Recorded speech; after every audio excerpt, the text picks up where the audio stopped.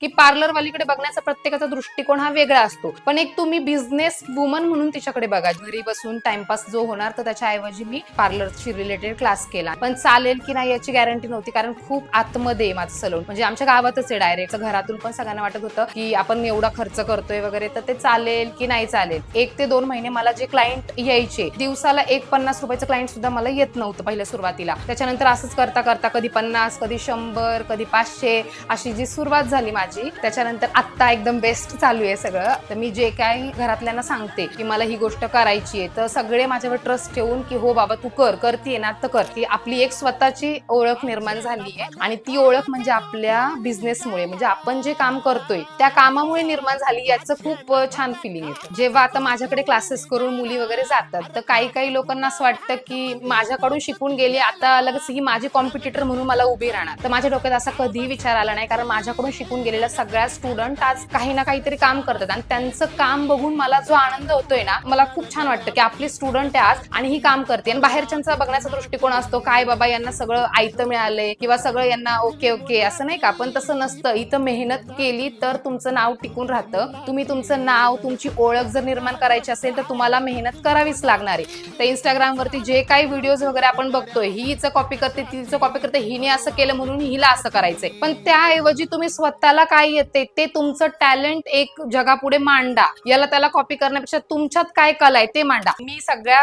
लेडीजला सांगेल की तुम्ही तुमच्या आयुष्यामध्ये तुम्हाला जर काही करायची तुमची इच्छा असेल ना, तर ती इच्छाशक्ती मारू नका. तुम्ही ती गोष्ट करा. तुम्हाला नवऱ्याचा सपोर्ट काहींना असतो, काहींना नसतो, पण तुम्हाला जर नवऱ्याचा सपोर्ट नाहीये तर तुम्ही थांबू नका तिथे. तुम्ही नवऱ्याला कन्व्हिन्स करा, तुम्ही त्यांच्याशी बोला, तुमचे विचार त्यांच्या पुढे मांडा, त्यांचा सपोर्ट तुम्हाला नक्की मिळेल.